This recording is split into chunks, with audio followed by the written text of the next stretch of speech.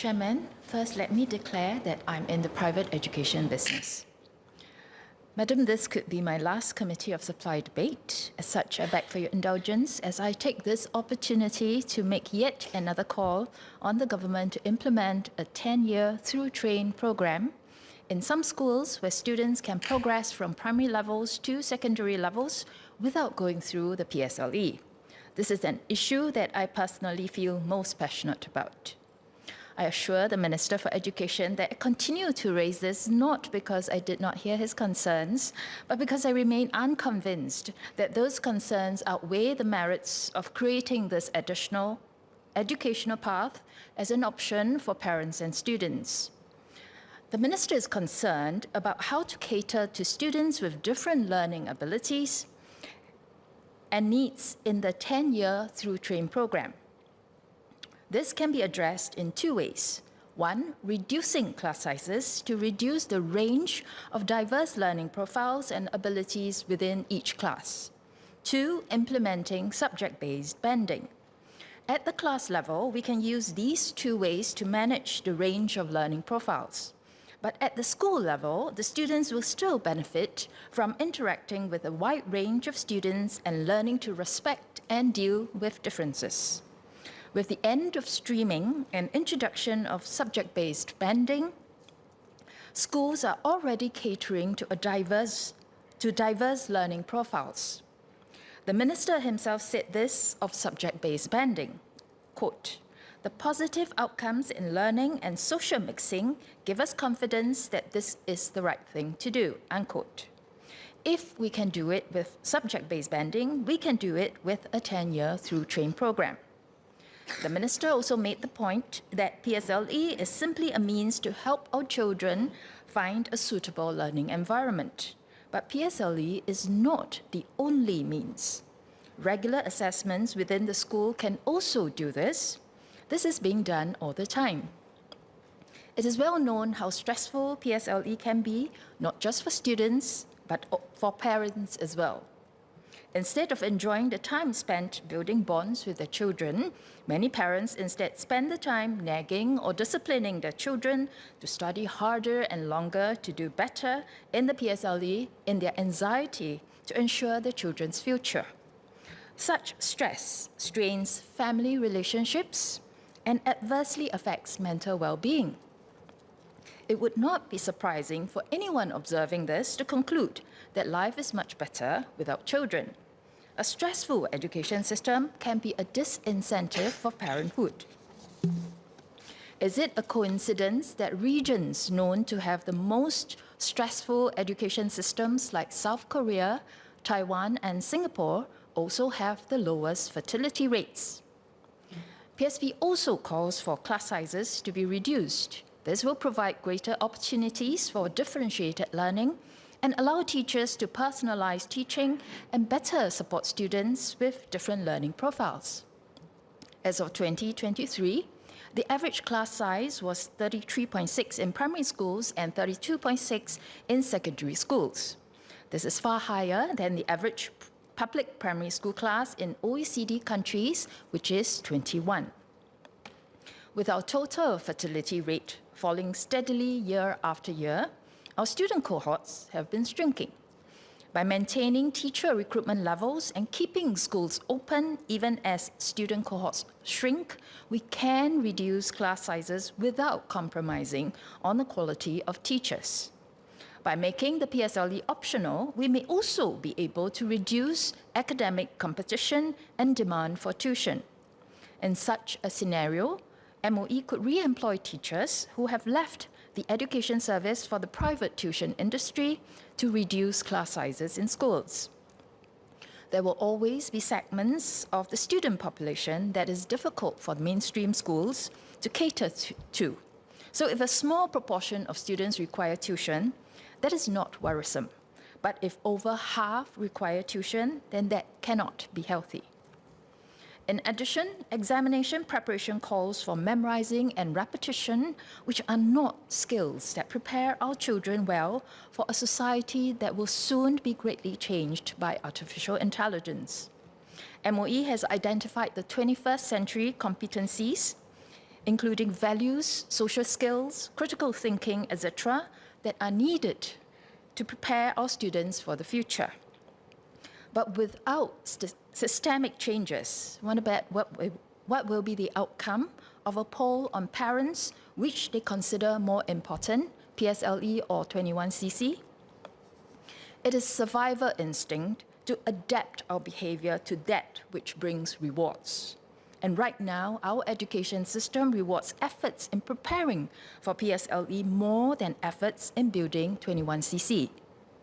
Simply exhorting parents to change their mindset is not going to cut it. In a through-train program, time freed from PSLE preparations can be channeled towards building such competencies and better prepare our students for the future. As the Minister said, learning is a continuous journey, not just for 15 years, but for 50. It is important to nurture the love of learning in our children. A high-stress, high-stakes examination like the PSLE at such a young age does not help to do that. Once again, I urge the Minister to consider making PSLE optional by implementing a pilot through-train program and to reduce class sizes for the benefit of our dwindling number of children. Ms. Hazel also asked for smaller class sizes. Chair, MOE takes all well-intentioned ideas seriously. However, we should be clear what are the ends we are trying to achieve or which problems we are trying to solve before we jump into our preferred solutions or ways, and we should also be cognizant of the means required, trade-offs, and unintended consequences of any well-intentioned ideas. Members can refer to the discussions and considerations shared previously in the Committee of Supply in 2023 and 2024, and more recently in my speech at the MOE NIE IPS lecture to appreciate the associated issues, operational challenges, and opportunities. At the secondary level, full subject-based banding or full SBB has been implemented for more than a year now. This gives our students the flexibility to customize their learning in each subject and at different stages of their learning journeys, reflecting our open, continuous, and compassionate meritocracy. School leaders and teachers have shared with us that their students are taking greater ownership of their learning. Subject classes provide appropriate stretch for each student. Meanwhile, mixed-form classes create more opportunities for students from different backgrounds to interact with and learn from one another. These positive outcomes are only possible because of our educators' commitment. It is not an easy task, and I would like to thank them for the work that they have put in to recognize the diversity of our students and maximize their potential. But, Chair, we are not done. We are judiciously embracing technology such as AI to complement our teaching capabilities and capacities to move towards the effective class size of 1, where we can mass personalize teaching and learning for our students, and this will also refocus our educators' time and bandwidth on the higher needs students and hone the higher faculties of our students. Firstly, Minister, there's been numerous feedback. I mean, I've met people like Ms. Pooja from everychild.sg who have feedback on, one key systemic change to have smaller class sizes of 25 or less for children in primary school. Whether MOE has, done a study and assessed whether what is the ideal best class size to achieve maximum outcomes, maximum education outcomes. It's often been suggested that MOE should reduce class sizes. And we take this very seriously. This is often a proposed solution, but I thought it's important for us to bear in mind what problems we are trying to solve first. And what class size should we aim for? 30, 20, 10? And if so, why? Let's examine the issue more closely. Is our problem statement the need to improve teacher-student interaction? Or is our problem statement to reduce teachers' workload? Or is it because we believe that smaller is better, regardless of the subject being taught or the teacher's quality? Chair, I think we all agree. We all want to reduce the workload for our teachers. But with a finite teaching force and a certain number of students, do we mean to ask our teachers to teach smaller classes, but more classes? Or do we mean we should employ more teachers, perhaps doubling our teaching force to half all class sizes? Is that feasible without affecting quality? Is that the best way to use our teaching resources, even if we assume we can double our recruitment from broadly what is now about 2% of every cohort to 4% of every cohort? Or do we mean for our teachers to teach less? We have benchmarked our curriculum with other developed countries. We are already teaching just similar amounts or sometimes less compared to others. And we often hear calls for MOE to include more in our curriculum, including from many members today in various of your speeches, to have more life skills, future skills, soft skills to prepare our students better for life. So, Chair, maybe I should explain. Today, we do not have fixed teaching class sizes in all our schools. We allocate our finite teaching resources according to the needs of our students, complemented by technology. Most form classes have 2 form teachers to guide the social-emotional development of our children, compared to 1 in the past when we were in school. Students with higher needs have smaller teaching class size. Classes that benefit from students' interaction have bigger class size. For classes that we can use technology to scale, we have even bigger class size in the hundreds and yet achieve mass customization. So, Chair, indeed, we want to refocus our teachers' energies to not overprotect students or over-support training.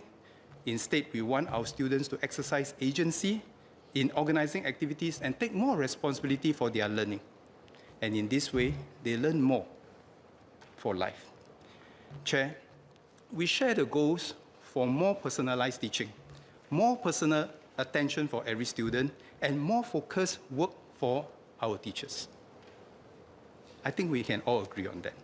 Indeed, I am one for aspiring to organize our teaching resources to achieve the effective class size of 1, where we need, but not regardless of need. An effective class size of 1, where we need, but not regardless of need.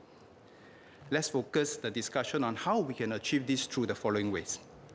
The way we focus our teachers' effort in doing what's necessary for our students and not overdoing things. The way we use technology to complement our teachers' capabilities to scale up quality resources at affordable costs.